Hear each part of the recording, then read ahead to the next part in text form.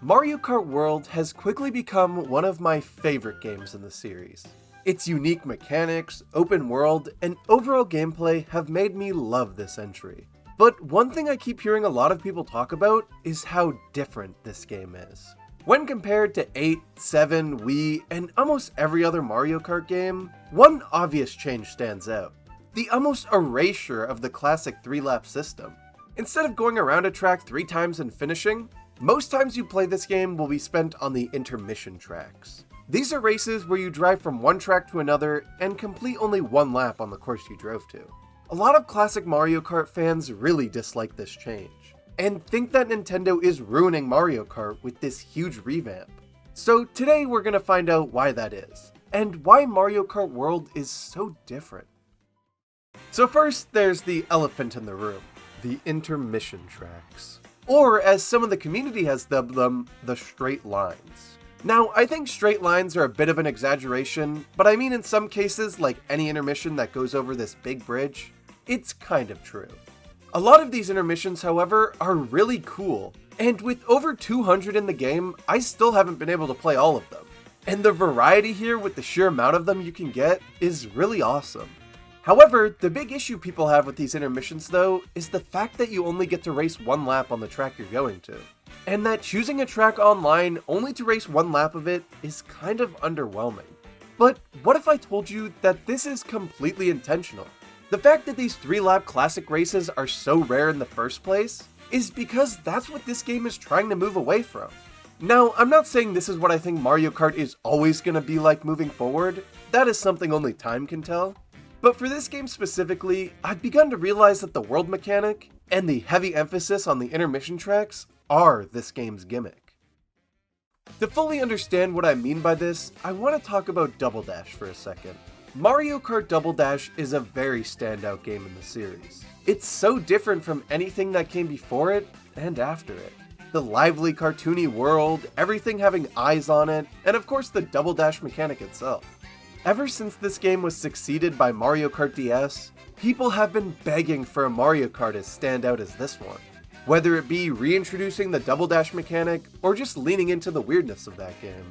I personally think Mario Kart World is that game. Not only does this game embrace the cartoony art style that 8 Deluxe tried to move away from with its realistic art style, it also leans even more heavily into it than Double Dash in some ways. You have the comic-style explosion sound effects on some of the items, the way even the karts themselves are incredibly animated, and just the animation in general being very cartoony. And of course, there's this game's standout mechanic, the world mechanic. The gimmick is the open world. It's the idea that, what if we made a Mario Kart game where everything was connected? I think that Nintendo's goal from the start was to create a Mario Kart game that stands out even more than Double Dash, appealing to the fans who really loved how unique that game was. I mean, even look at the titling.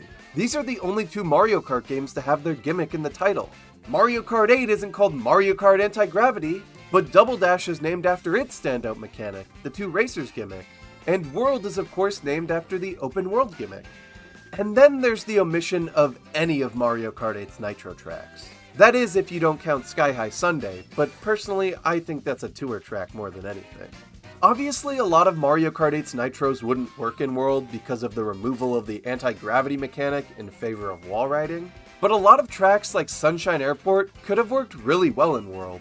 I think the reason for their omission, and partly the entire point of the Booster Course Pass in the first place, outside of holding us off till World, was because Mario Kart 8 Deluxe is the other option.